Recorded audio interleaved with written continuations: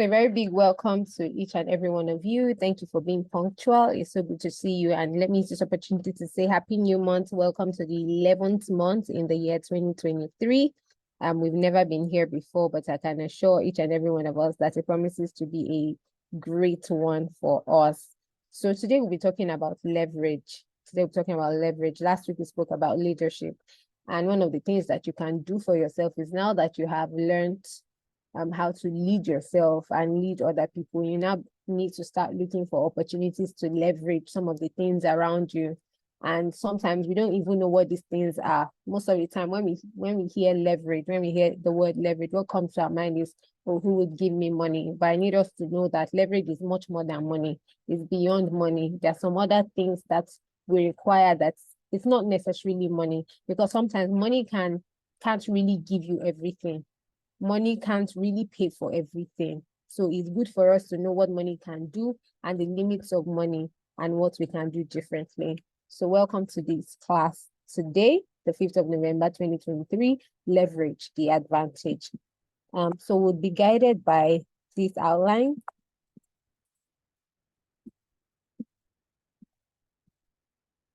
Our outline. So we'll just take a definition of leverage. We'll look at the dimensions of leverage. There are 10 dimensions actually. We'll look at a case study. I chose a person that we all know, just so that we know that people are really making use of the word leverage and how they're using it. Then just few announcements, question and answer, if any, and then we'll talk about our next class. So let's dive in.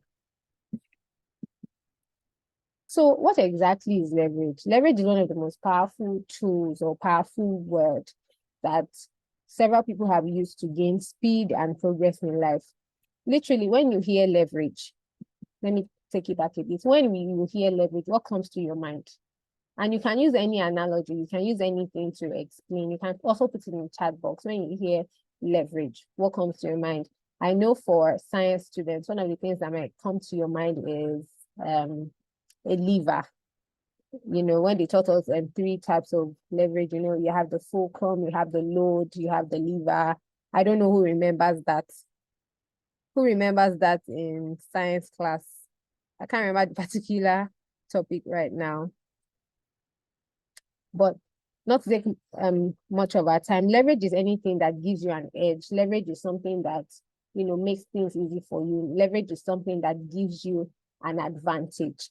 And when we talk about leverage, there are certain things that I need us to note, particularly 4 things. So there are things in life that you need, but you don't have. Yes, thank you very much, Dayo, for that. There are things in life that you would need that you do not have. And there are some things that you would have that you need. There are some things that you have that you also don't need, maybe at different, so it comes in phases.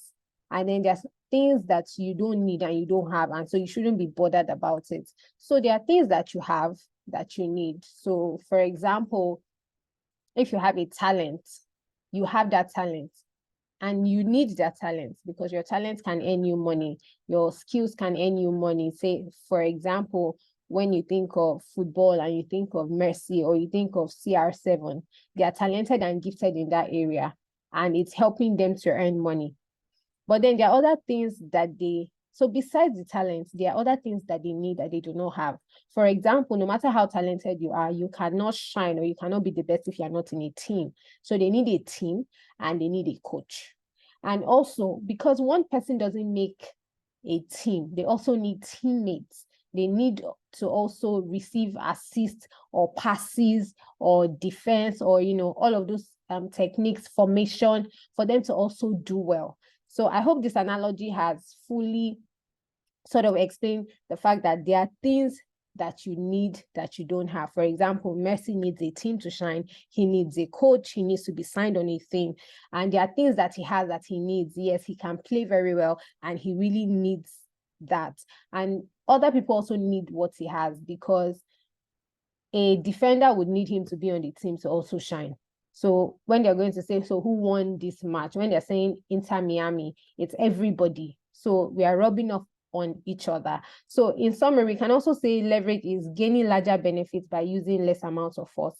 Imagine one person has to be the one who plays the football match. One person is the midfielder, is the goalkeeper, is this, is that. He's going to wear himself out. You need support to do it well. Another better way to also explain leverage is, if, for example, Dayo here on this call wants to get to Abuja. There are several ways you can get to Abuja. Now, this is where leverage comes in. Dayo is a person. He wants to go to Abuja. There are different ways he can go to Abuja. He can decide to say, I want to trek. I want to go by road. I don't know if there's a sea route, but just in case there's a sea route, I want to go by rail and I want to fly. Now, Dayo can decide any of this, but he can decide to say, okay, I want to trek. If Dayo wants to trek to Abuja, please, when is he going to get there? Probably by December. Because I don't know, if you have to ask, oh, how can I get there? Where will I turn to? Where will I do this? Before he gets to Abuja, it's going to be timeless. But then you can decide to say, oh, I can leverage a faster means. I can leverage, even Dayo is shocked. He's like, trek to Abuja? Impossible, impossible. It can't work. It's not me. But if he takes the aeroplane, he takes a flight to Abuja, trekathon, I know, right? If he takes a flight to Abuja, 45 minutes, less than an hour, he's there. Now, what he has done is leverage. The fact that he decided to use a means of transportation.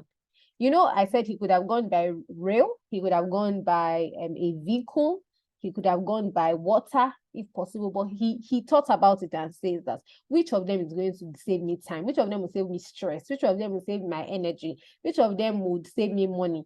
You might be like, oh no, but airfares are expensive, but you know that time is also money. So yes, which of them would save me money, because that time is money. Imagine if he was going for a contract and he had to trek. He's definitely going to lose that contract, most assuredly. But because he's going to take the flights, he's going to make the money.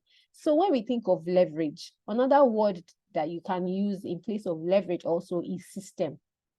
And now system is an acronym. For those of us that don't know, you just say, oh, this system, this system, this system. System is an acronym that stands for save yourself stress, time, energy, and money. If you didn't get that, I'm going to repeat that again. And I would like someone to type it in the chat box just so that I know that you are following. System means save yourself stress, time, energy, and money. That is what system is. And that is what leverage is. So imagine someone has a business. For example, when you also think of leverage, think about how organizations function. So you come into an organization where, for example, a bank has the headquarters, but then the bank has several branches. How do you think they're able to do this?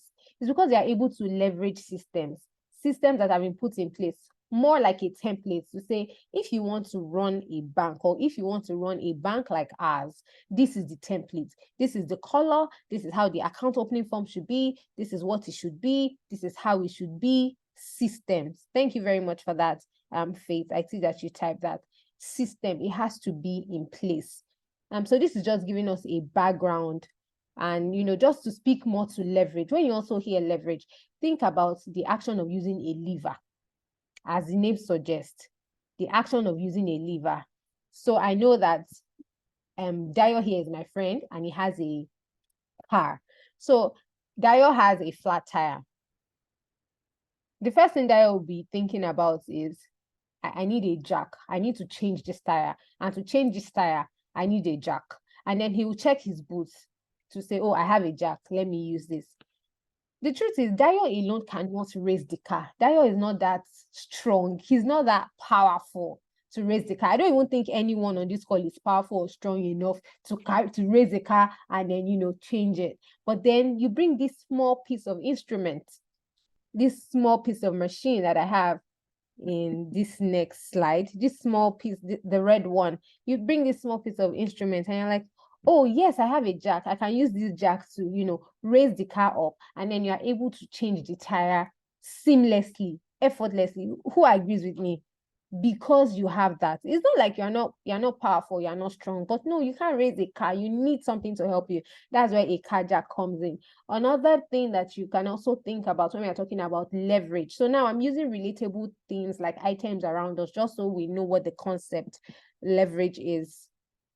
You can also think of the function of a car gear. You know, if you want to drive, you have to remove the gear from reverse or park. You have to move it to drive for it to move. So it's a mechanical advantage, something that helps you to move. When you think of lever, it's something that pushes you forward, something that propels you, something that doesn't leave you static. You cannot think of leverage and think of static. No, you're thinking of something that will give you a push, something that would forcefully change your position. It's also a means of achieving a purpose, just like I mentioned about Dayo going to destination Abuja and using the flight transportation to get there. Also, when you also want to understand leverage, you can think of marketing. Now, really, I know that one of the most efficient and effective way of marketing is word of mouth. So this is referral, saying, oh, I wear an outfit and you're like, oh, it's beautiful, and I tell you, oh, my tailor sewed this. But really, how many people can you speak to, particularly in the markets like Nigeria, where you have 200 million people total population, although your total addressable market would not be 200 million people. But let's just say, okay, so you're in Lagos and you're saying, okay, Lagos is my market, Lagos is where I'm based. And besides Lagos is even big. Okay, let me say I am in Bagada, I'm in Koshofe local government. So everywhere under Koshofe, Ogudu, Magodo, all of those areas. And you say, okay, in this particular environment, I envisage that we have 1 million people. You can't go about speaking to 1 million people. It's not census.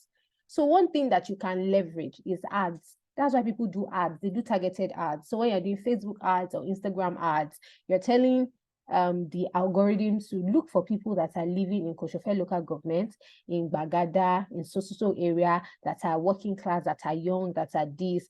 Marketing. When you think of leverage, also think about marketing, putting the word out there. Alone, you can do so little and not so much. But ads can pop up, and everybody in Bagada begins to know, oh, I've seen this. Let me check it out.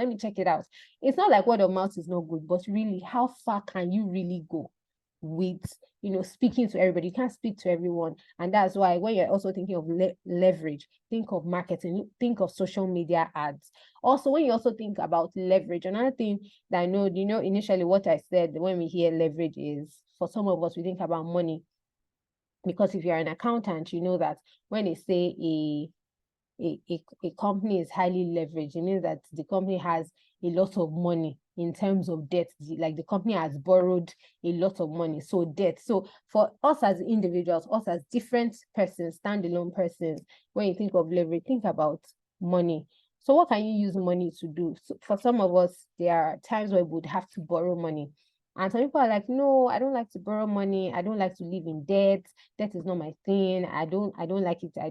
So the reason why you're saying that is because you are myopic and because you do not understand how to use money. So debt has no qualification, in the sense that debt is debt. It is what you make it that it is to you. So debt can be good, debt can be bad. It's you that will decide what it will be. But debt on its own is debt. Debt is that you borrowed money, you're owing money. So what you do with it is what determines what it is to you. So now, talking about good debt, imagine, I will still use Dayo here because he's my friend and I understand his business. I know what he does. So Dayo is a pharmaceutical representative that is involved in the distribution of drugs from the manufacturers to retailers to the different channels. So you have all these supermarkets that you see, all these pharmacies that you see that sells drug. Dayo works for a company that manufactures this drug and then he supplies it to them. Now, if one of the pharmacies that he supplies reaches out to him to say, Dayo, I really want to buy a particular drug. I think it's going to be in high demand, and I want to buy 5 million naira worth of that drug.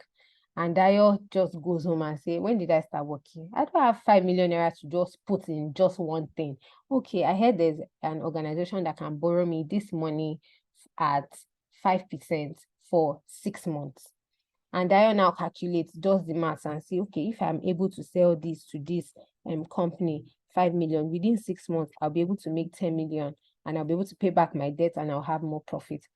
Because it's a contract, because he's using it for something profitable, for something productive, for something reasonable, he'll be happy and willing to collect the debt because he understands that the debt is not for consumption. Now, the reason why we complain that, oh, debt is bad is because the reason why you're using the money is not for something that will generate income.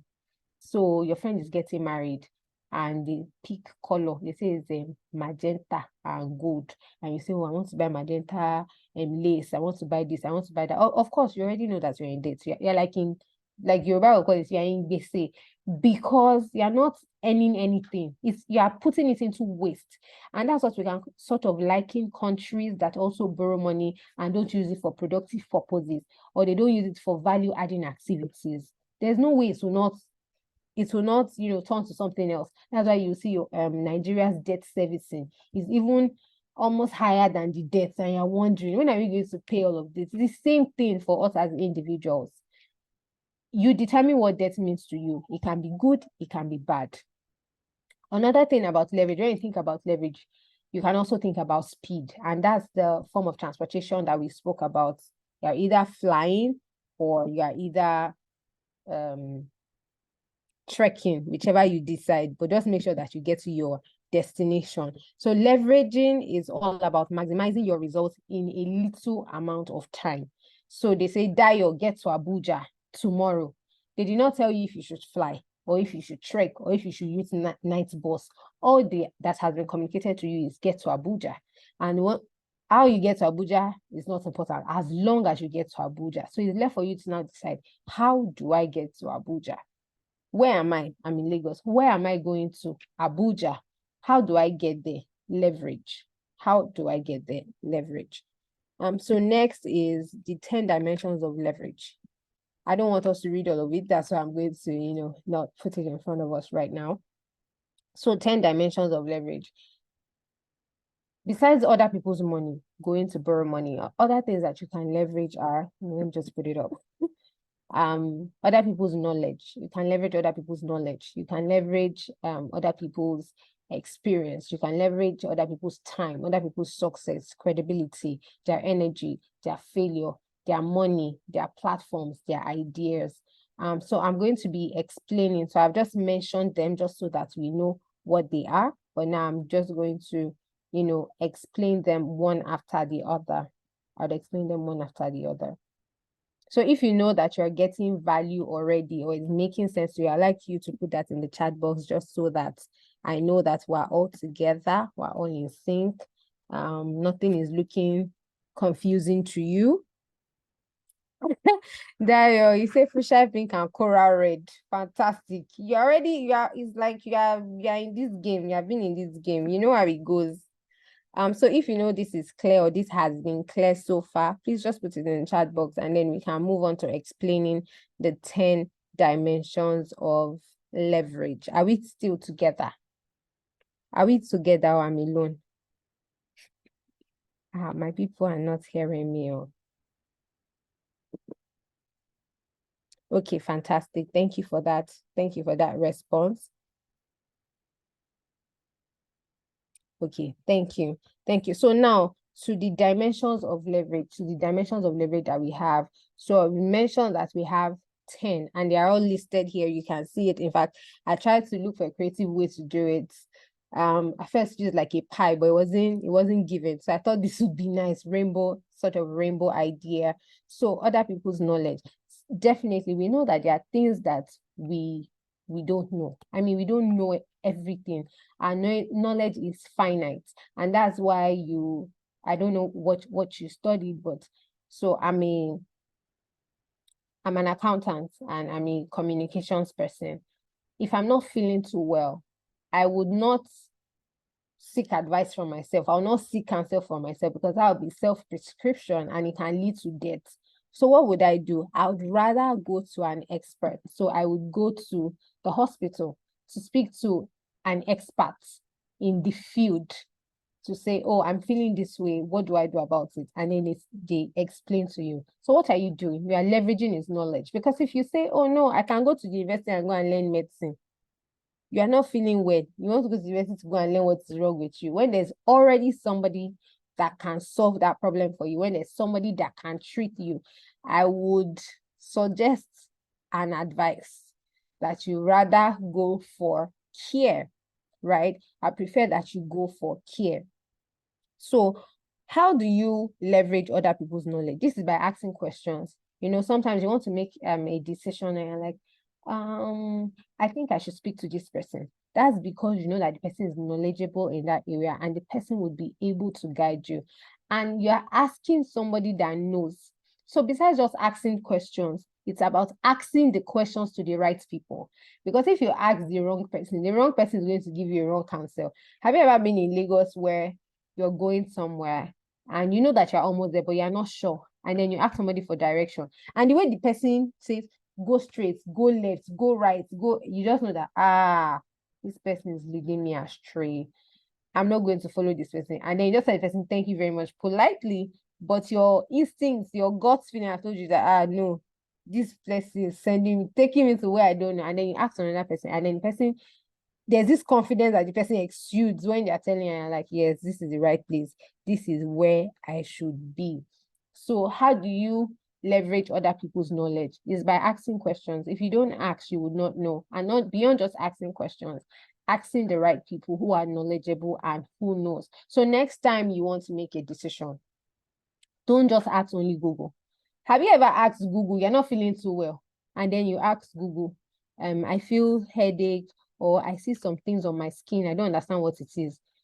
The fear of the response that Google will give you, you just rather go to the hospital. I feel like when you even go to Google, Google kills you, because any sickness, they find a way to just link it to cancer. So I'm like, no, I cannot listen to Google. So how do you leverage other people's knowledge? Ask questions, and ask questions from the right people before embarking on anything. The next is other people's experience. So I know that we've heard the word, oh, experience is the best teacher. But as much as experience is the best teacher, the experience doesn't have to be yours.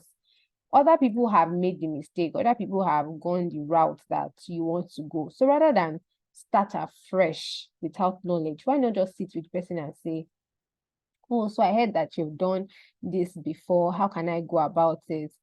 And, when we talk about other people's experience, that's where you can sort of put mentors, for those who have mentors, those who have maybe sponsors, those who have advisors. You reach out to them, particularly career persons and business persons. I think it's actually everywhere. You want to start a business and there's somebody that's already successful in that business. You want to have like a sit down conversation, even if it's for 3 minutes or 4 minutes, whatever duration. You want to sit down with the person to say, oh, I see that you have made it in this business. I just want to ask you, what are some of the challenges that you faced? And then the person tells you, oh, if you want to do this business, you have to be involved in logistics. And rather than use these ride hailing apps, they would be expensive, and some of your customers will not want to buy from you because they have to pay for it. Why not use this particular logistic bike? They are more affordable, they're less expensive, they're reliable, but you need to go there to speak to the owner, to communicate your intentions. What that person is giving you is invaluable. You can't place a price to it, because imagine you start off on the note of using those hailing, and then you now learn from your experience. That's when you now say, oh, I think this is another way to do it. Like, the person is saving you time. The person is sharing their own system with you already. That leverage that we call system also. The person is saving you stress. You don't have to go through what they went through. They've gone through it. We're sorry that they had to go through it, but thank God I don't have to go through it. The person has saved you time. The person has saved you energy. The person has saved you money. Saved you other things that are not even in the word system, right? So other people's experience. The experience of others are the best experience. Sometimes it might not be a sit-down one-on-one conversation. It might be a podcast, something they've done before. It might be an interview. It might be a YouTube video. It can be anything that will just save you stress. learning from other people's experience. Another one is other people's idea. You know, I in recent times, I just started getting used to this thing. You know how an idea will pop up to you and you tell yourself, I don't want to share my idea with somebody because if I share my idea with them now, they might steal my idea. I used to feel that way too. But the truth is, they'll steal your idea. But the truth is, if you want that idea to form, if you want that idea to take shape, you actually need to share it.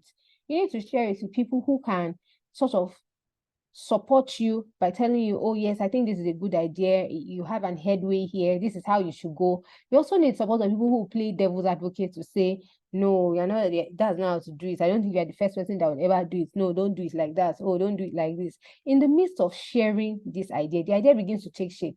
It begins to take form. Some people suggest to you, oh, why do you want to do it on this platform? I think you should do it on this platform because somebody else has tried it before, and by sharing the idea, sometimes again the idea might not even be your own. The idea might be another person's own, and you hear the person, particularly if you go for pitches or you listen to, you watch all this Lions Den, The Apprentice, this different pitch that we have. You hear a particular idea, somebody shares the idea, and you're like, oh, I think I can work on this. Something like this has crossed my mind before. And then when you pick that idea, you execute it differently. So for now, what I've learned is I'm not afraid of anybody stealing my idea, because what you have is the idea. You don't have the end-to-end process, because if I'm going to execute it, I would execute it differently. So I think what you should be most bothered about is your execution, because ideas are just ideas. If you don't put them to action, if you don't take a step, if you're not what they call first to market, then you're already losing out. So don't just leave it at the idea state. Don't leave it in the crude state. Execute it. It's also some of the things that we see in these events that they call hackathons. So at hackathons, you have different programmers, different tech enthusiasts and experts. They're given a problem and they're told to solve it. And they're not given a particular way of how to solve it. The whole end goal is solve it. How you solve it is up to you, but just solve it. And then when they come to present their solutions, you see that they are presenting it in different lights, in different ways, using different stories, different languaging, different models, but all coming up with a solution, thinking about the user in mind. So I think when they say share your idea, don't be afraid. Let them steal it. Improve on your own execution. So if they steal it and run with it, you see how they did it. And, you know, first to market, one of the issues that can happen to first to market people is because they will make all the mistakes. So you can be watching the person from afar to say, okay, so when they executed it, they had a stumbling block here, they wasted money here, they did this. You follow their journey.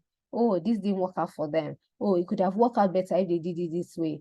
Oh, I see. You know, you begin to pick one or two lessons, and then though you'll be second to market, but you will do it better. It will save you time, it will save you energy and money. And that's one of the things that we always see with these telcos. You know, MTN was the first to roll out the 5G, the cable and all of that. And then Airtel came. But when they came, it was much more better and faster for them, because they had learned from the mistake of their, should I call it, of their senior, of the first to market, of the individuals who first went to market. So same thing with ideas. Next is other people's successes. Other people's success. And before we go to other people's successes, the truth is, each and every one of us, we're always stealing everybody's idea. You know how they say there's no new thing under the sun? Because the only thing is it keeps iterating. There's just always an improvement. We make it better, because this clothes I'm wearing was somebody's idea. Imagine me saying that, oh, I don't want somebody to steal my idea, I don't want somebody to share my idea. It means that most of the things that we're using in this world will not even use anything, because they were all people's ideas that maybe somebody stole. Because some people have ideas, but they would never work on the idea. The idea will never see the broad daylight, but they share it to someone who is able to run with it. I don't know if I've watched this movie. I think I'll just encourage us to watch it. It's called The Founder, and it's about the McDonald's story, how McDonald's started with two brothers, and then there was another man, Ray Kroc, who came into the equation, and then he was telling them, you know, this business can be bigger, this business can be this. The brothers were not as ambitious as he was, but he was really ambitious, and he was saying we can take this a notch higher, and he took that business and he ran with it, and that's why we all know McDonald's today, because someone saw the idea differently. Someone saw it better and was able to push it better. If not, who know McDonald's? It would have just been in that small place with the small mindset of the people that are there, not knowing that that gift can serve the world, right? So the next is other people's success. You know how success has many friends. It's failure that is an orphan. So how do you leverage other people's success? If you are close to anyone around you who is a successful person, you need to know that you can leverage their success. Yes. So for example, if you remember after the election, the daughter of the president, she put on her bio the first daughter of the president of Nigeria. She's affiliating herself to success. So in terms of affiliation, that's how you can leverage success. Do you know any successful product? Do you know any successful person that is doing well that you can attach yourself to and use their name also to ride? So for example, Dayo will know this example. I'm not going to call any name. So we had this friend in our midst who had a username on social media that was very different from her family's name. But immediately, one of our family member just became prominent and out there in the limelight and would be there forever. She just changed her name back to her proper name. And all of us were like, wow, we thought you were trying to be bougie, using American Western name. Dario, I don't know if you get what I mean. Trying to use American Western name, but now a member of your family just makes it and you just change it and say, this is my real surname. Affiliation. And then people begin to see you differently, take you more seriously. You're able to be more influential, because when people hear that name, they're like, oh, are you related to this? And you say yes. And they just, give you certain preferences and privileges because you're affiliated to that name. So you can leverage other people's success. It doesn't necessarily also have to be your family. We've seen celebrities out there who, help their friends come to limelight. You've seen celebrities out there who have shared their successes with their friends. Just by mentioning the name of that one person, everybody now sees, oh, this person was a support, and they become successes on their own. So you can leverage other people's success. So who around you is successful that you can affiliate yourself with? And another good thing is that that when you move with, there's this quote that says that where you would be in the next 5 years is as a result of the association and the books that you read. If you're surrounded by 5 successful people, just know that you are next in line to be successful. And the reason why you'll be successful is because their actions, their habits, their behaviors, the things that they do, it will rub off on you. The things that they do, the places that they go, because that's where you are going to go. Your environment is going to affect you. The exposure that they have would rub off on you. That's what they call brands rubbing off on brands. I don't know if we know that concept, and it's a very interesting concept. So let me just quickly introduce that. Now, this is a phone stand. Now, this phone stand, as it is, let's say it's 2,000 naira, the phone stand. But I'm able to meet Davido, and I say, Davido, please, can you just hold this phone stand and just 30 seconds video, tell everybody, oh, this is the phone stand that I use and it's very affordable. You know what is affordable to Davido? Is there what is affordable to me at the moment? So if this was 2,000 naira before, when people start seeing Davido hold that phone stand, their mindset just changes. It changes the price. Why? Success by affiliation. So it's who are you following? Some people, just by following or sitting or taking pictures with certain people, it just looks like, this person has arrived though. Imagine I travel now, say I travel to England, and coincidentally, that is when Messi or CR7 comes to the store where I am and I take a picture with him. People will see me differently. They'll be like, wow, where did she go to? How did she do? Like, they want to know. They want to pay attention. And then maybe throughout my trip for 5 days, I keep bumping into him and we take 5 different pictures. And I tag him and he smiles or he puts an emoji. Insta blog will carry it. Like, free success by affiliation. I don't know if that makes sense. I think we've dropped a lot here already. The next is other people's failure. Now, I know that we've said, let's learn from other people's experience. I know that in their experience, you know about their successes, and also in their experience, you know about their failures. But the thing about failure is failure creates a vacuum. You know, there are sometimes when some people fail, the failure may be so bad that they can't come up. They can't bounce back. The failure just leads to, say, the death of their business. Let me just give an example. So if you know somebody who is running a business, a very successful business, and then say the business is not properly structured for succession, the business is just hinged on one person, and then the owner of the business dies. You know, because the owner of the business has died, that creates a vacuum already. Because the owner of the business has died, the business can also crumble if there's no one to take it up. And once the business crumbles, if that's a business that you're interested in or a business that you have learned, it is wisdom for you to know, okay, I can start up this business now. It's not like you're not sympathetic or you're not empathizing with them, but this is an opportunity that has happened. I'm sure we all know that crisis creates opportunities. Crisis creates opportunities. So you cannot say, because somebody died, I'm not going to do. Either ways, you're still going to start the business, right? So failure creates vacuum. So every time you hear a failure story, look for the vacuum in it. Look for, okay, what point can I fail? How is this relevant to me? What lesson am I supposed to pick here? What am I supposed to do differently with this information? There's always a learning point in each and every of these stories that we hear. Okay, so next is other people's credibility. Now, why do you think some people join different associations? Do you think they're that less busy, or it's something that they really love? But you see that most of these millionaires and billionaires, they're members of different societies. They're members of different associations. Even if they're not in the association will reach out to them. See, there's a kind of prominence that you will step into. You'll be given honorary this, honorary that. You know, all these universities, they'll give you honorary doctor of this one, doctor of that, doctor of engineering, even when you don't even understand how a liver is or how anything in science works. They just give it to you. Why? Everybody wants to be affiliated to something good. Everybody wants credibility.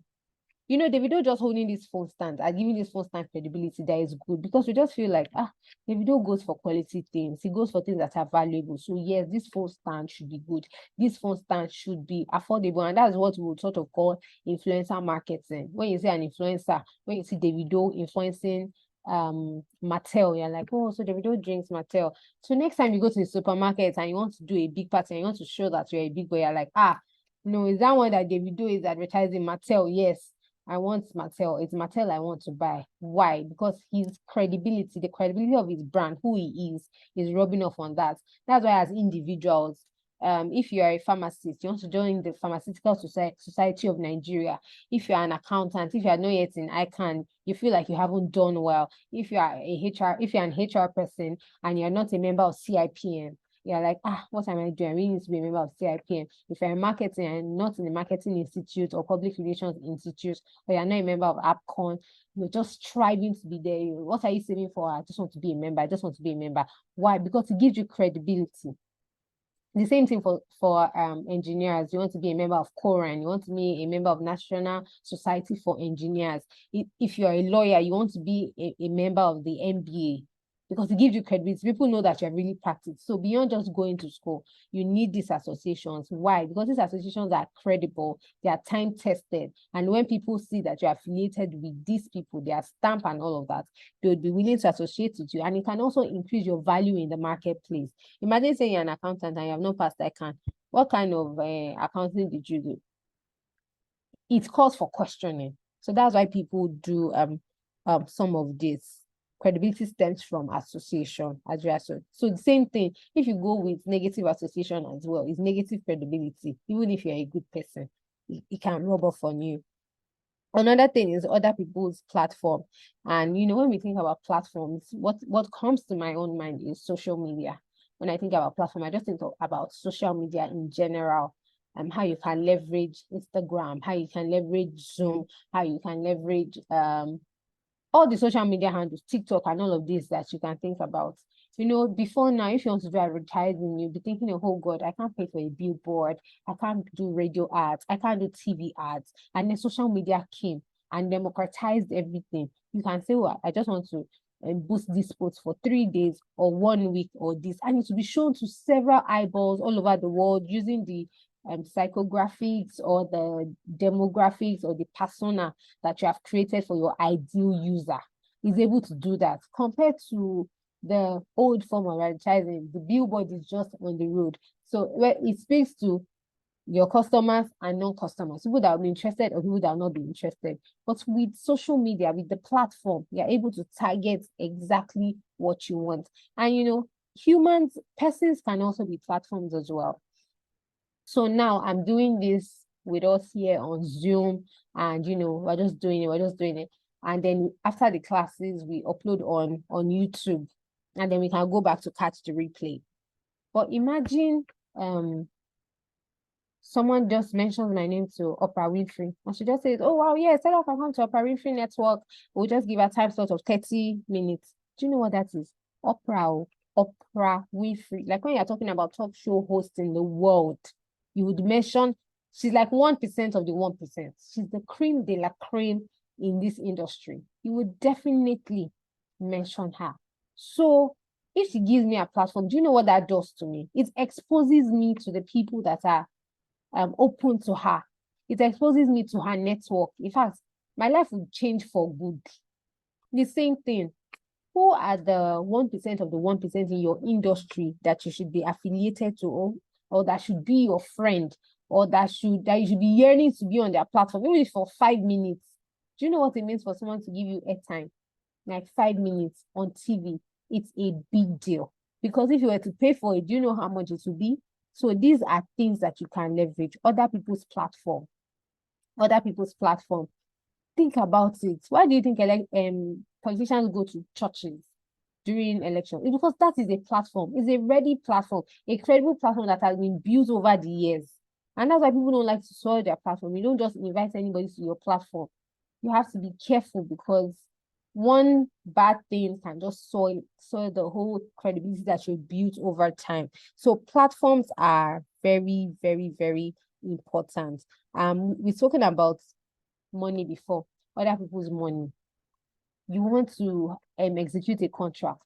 Maybe the government just gave you a contract of 10 million, and you know that you don't have 10 million, but you know that you have friends that you can speak to, 2-3 friends, let's say 4 friends, and they can give you 2.5 million each.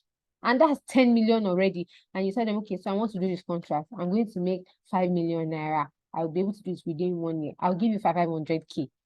And you're a credible person, you know. They would be happy to do it with you, because really, what investment can they do that will give them 500,000 naira in 1 year, and their mind will be at rest? So they'll be willing to, as long as they're willing to part with some of the profits, they'll be willing to give you the money. So find ways to use other people's money. Don't think, no, if I take money now, I'll be in debt, I'll be owing people. No, it's because you're not channeling it right. Find productive things and activities to put in these monies. And another is other people's life. Sorry, I mean other people's time. You know, so I do smoothies. And I remember one time where I was doing smoothie. If I want to do like a batch, say like 20 bottles, because I was doing it alone, I would need, say, 2 hours to get everything done end to end. And I remember my guardian come to me one day and say, this is not a good use of your time. Your time is expensive. Your time is precious. You can pay somebody to do this while you do something else, and instead you supervise. And I thought about this. See, I know the mindset we can have, because when we're like, no, it's not a big deal. It's not just 2 hours. I can do it. I can do that. There's a lot that you can do for yourself within 2 hours, and then you pay the person. And when I thought about it, at first, it didn't make sense to me. I was like, no, I want all the profits to myself. But then systems. I need to save myself time. I need to save myself energy. I need to save myself stress, because I was still going to go to work the next day. Then I'll be looking tired, and it's the weekend. And instead of you to come back to work rejuvenated, you're looking stressed, like you went to carry firewood or have done all the stressful things in this world. Of course, it's going to be like that, because you are not leveraging that cheap labor, or should I say affordable labor, that you can tell somebody, oh, so come and help me do this, and I'll pay you per day or per task that you do. So it's every time I need to execute maybe a smoothie contract that I hire you. So you're not a full-time worker where I say I'm paying you monthly. I'm paying you per transaction. So you do 50 bottles and I'll give you 5,000 or whatever I have negotiated. That is what I'll give you. That is you using your time wisely. And I thought about it, and it's brilliant. And the same thing is other people's energy. You need to know that energy is limited.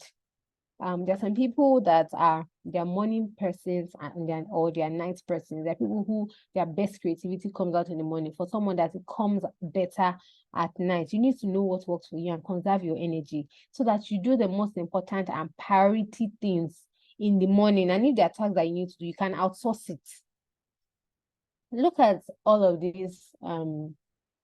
So using women as examples, look at women in executive positions. Do you think that they will wake up in the morning and start bathing their children, preparing breakfast, doing that? They're going to kill themselves. The energy would have burnt out before they get to work. And that's why they outsource it. They get a support system. Where they need a chef, they get a chef. If you also look at executives, they don't drive themselves to work.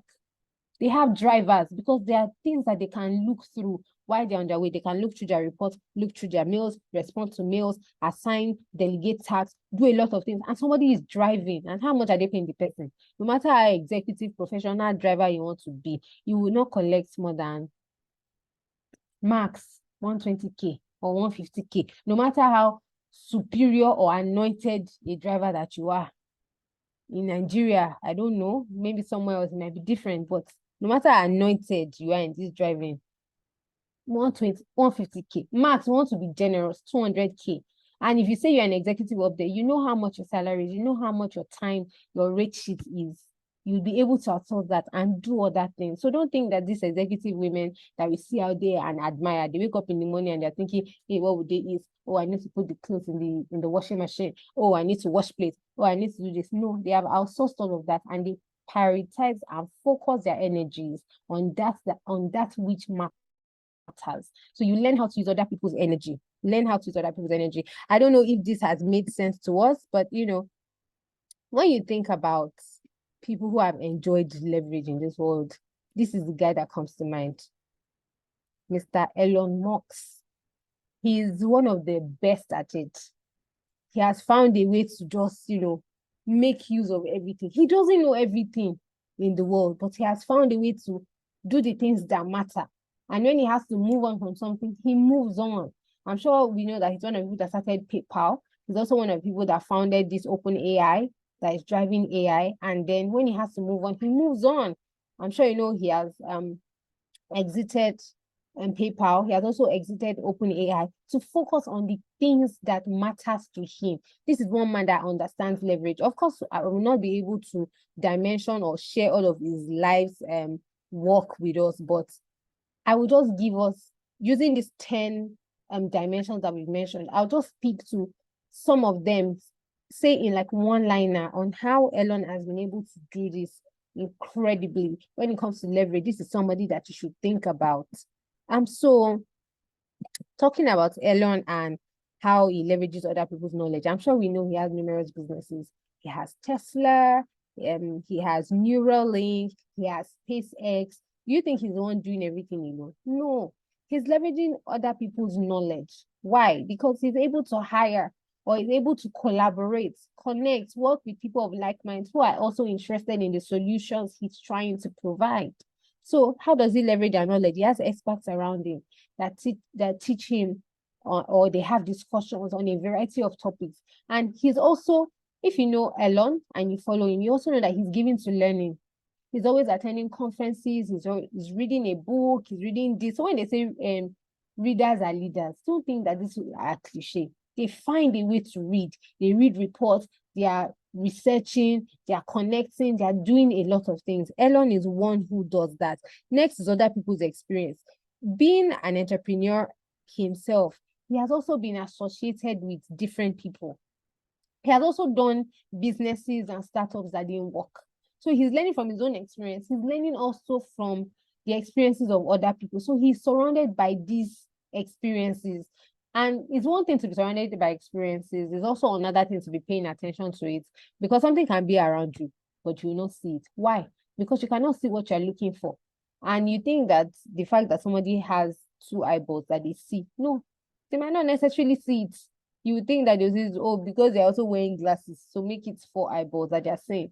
No, they're not saying it. As long as they're not looking for it, it might not really cross their line of sight or their attention until they become conscious about it. So Elon is someone who has used the experiences of other entrepreneurs and even his own mistakes to learn. He has learned from this extensively. Next is other people's ideas. Elon is constantly producing ideas. He's manufacturing it. He's testing things. So these are things that we should do to give yourself permission to try. Give yourself permission to try. Try and fail. If it does not work, you have just learned how it shouldn't work. You try another way. Nobody really tried anything first and got it first, except Jesus Christ. And that's because he's Jesus. But Jesus also here, because Bible says that ye are gods, right? Yes, but you would also try. And if it doesn't work, what? You try again. Okay, so yes, I even remember Jesus healed the blind man. And the first time, Jesus asked him, what do you see? He said, I see men as trees. I didn't say Jesus is a failure. He didn't heal it well. No, what did he do? He gave it a second touch and the man could see clearly. So that idea that you have that failed the first time, have you tried again the second time? They say there are several, you can say if you have a plan A, you need to have a plan B. But you can also not stop at plan B. You can go to plan C, D, E, F. Why? Because the alphabet has 26 letters. Before you get to plan Z, something will work. So keep trying and don't let anybody or anything weigh you down. At least we have seen that Elon is not like that. He'll make mistake, he'll bounce back. I remember when they launched the rockets and it went, but it was not successful. He celebrated it. That is how winners should be. That is the mindset of an achiever. That is the mindset of a winner. You're not supposed to cry or mourn that, it didn't work, you didn't do this, you didn't do that. No.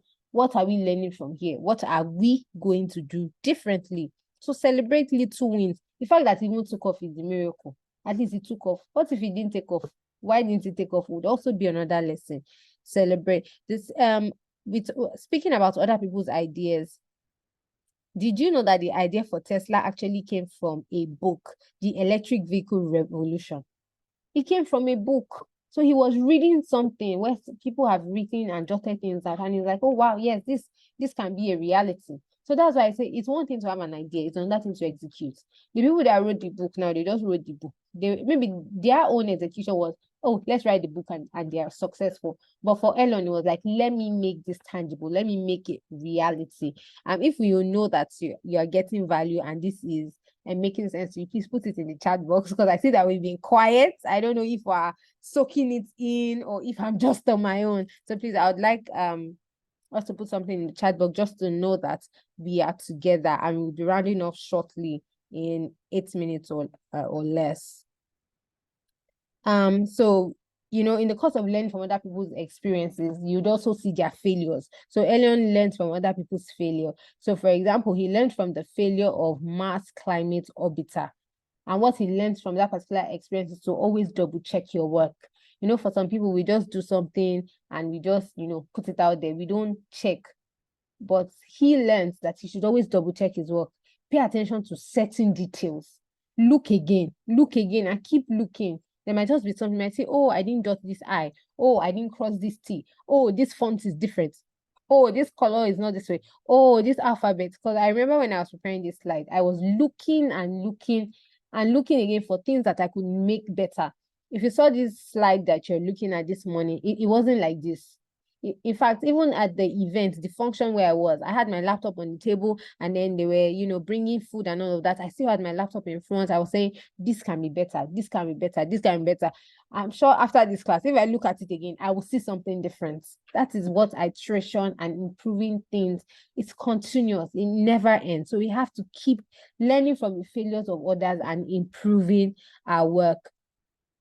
And also, when we talk about other people's credibility, we know that Elon is one who is associated with a lot of successful people. His businesses, the things that he embarks on, he's always like a pioneer in the industry. So a lot of people are willing to give their credibility to him. They're willing to do business with him. When you're talking about SpaceX, you know that NASA is in support because there are some regulatory authorization and approvals that you need to have before you do certain kind of experiments or business or prototyping. And he's one who has found and enjoyed credibility. And imagine having Elon on your side. You even know that the coin, these for those of us who understand or have an idea of what cryptocurrency is, when Elon speaks, certain coins gain traction. Some people just go and buy that coin because they think that Elon is the one, who is the face of the coin. That is what credibility is. Somebody speaks and people are sneezing, like industries are shaking. Like you're seeing in cryptocurrency, you say that there's a movement. You say the whales have entered the market.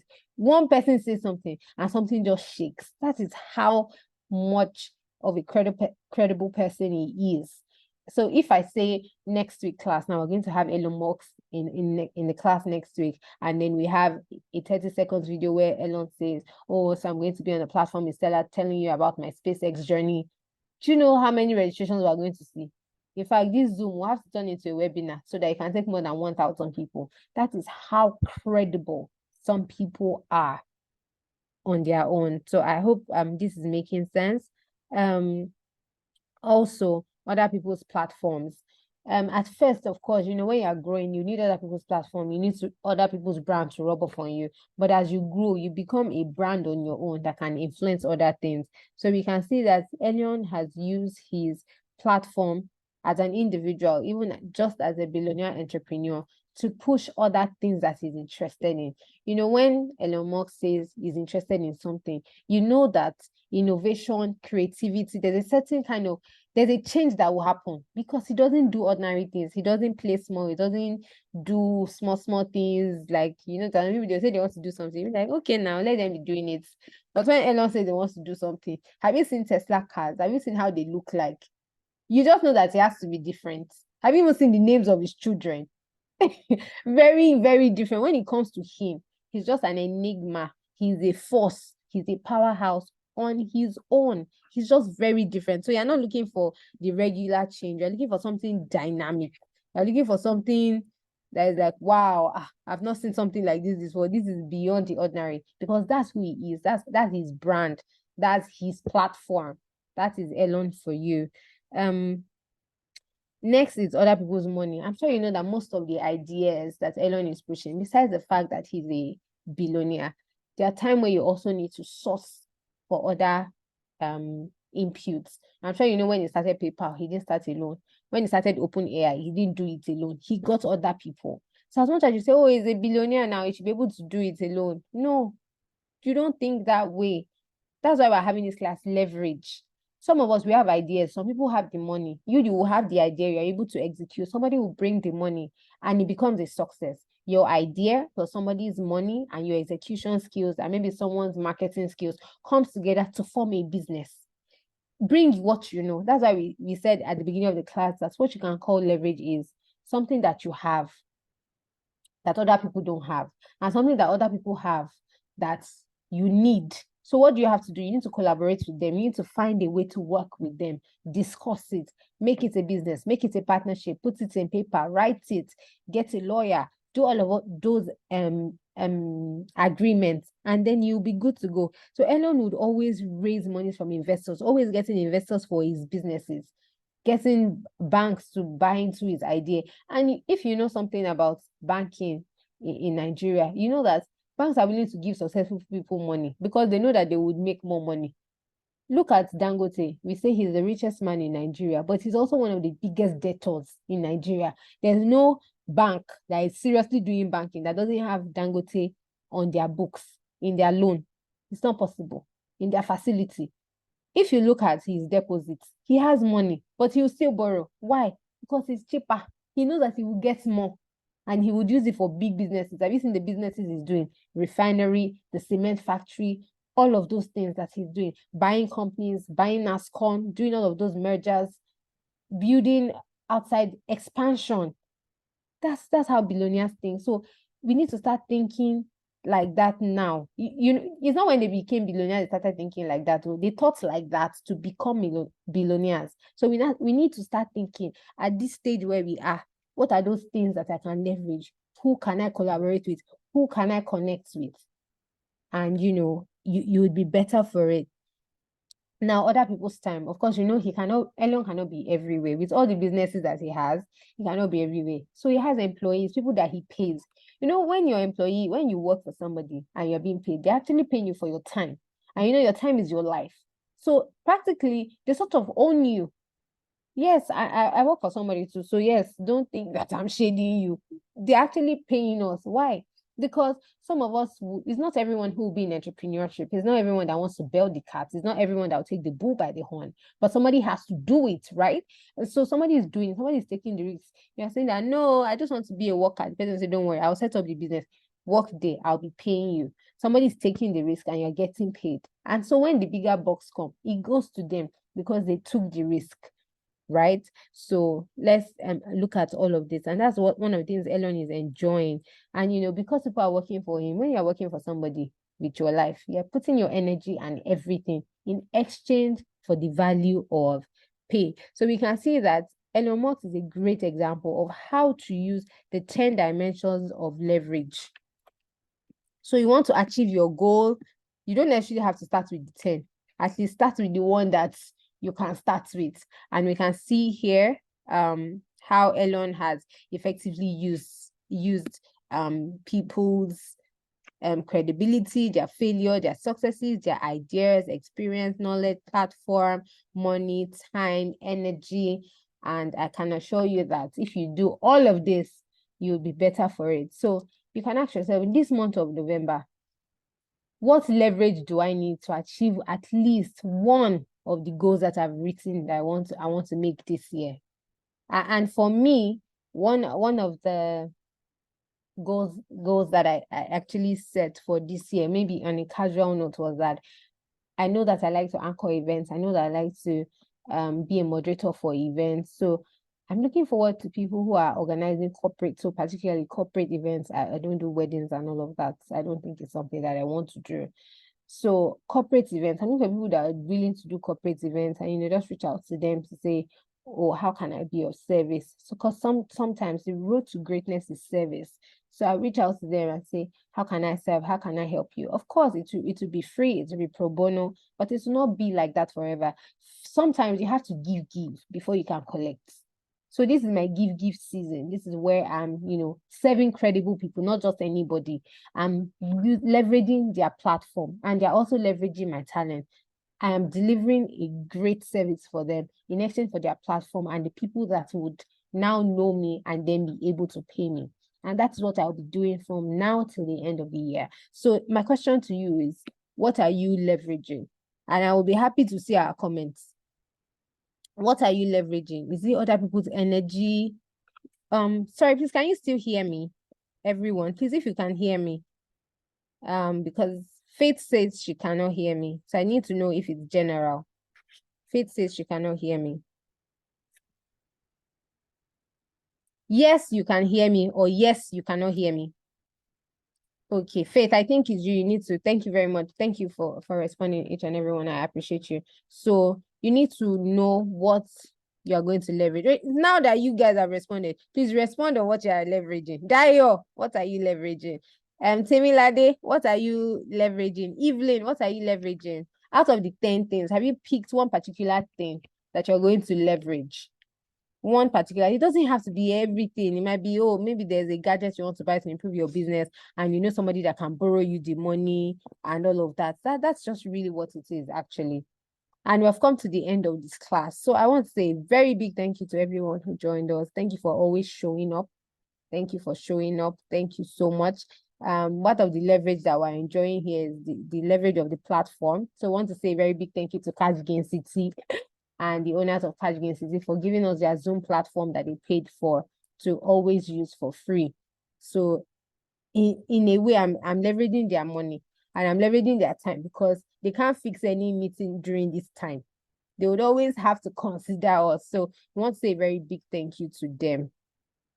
Fantastic, Prosper. I see you're leveraging other people's success and idea. Beautiful. Please just find a way to make it of it because you can't do it alone. So our class for next week is oust. Fantastic. Dara says I'm leveraging on my colleagues' strategy skill in maximizing profit. Beautiful. Evelyn says people's experiences. See, there's always something to leverage. There's always something to leverage because people are also leveraging or people are also taking from you that you might not know. So why not just be intentional about it? And, would all be better for it. So our next class is oust. And the reason why we're talking about oust means to do away with some things. It means to declutter. And the reason why we're talking about oust is, okay, so we've come to the end of this class. Let me stop recording here. Then we can talk about other things. So the reason why we're talking about oust is because we've come to the end of the year and it's important that we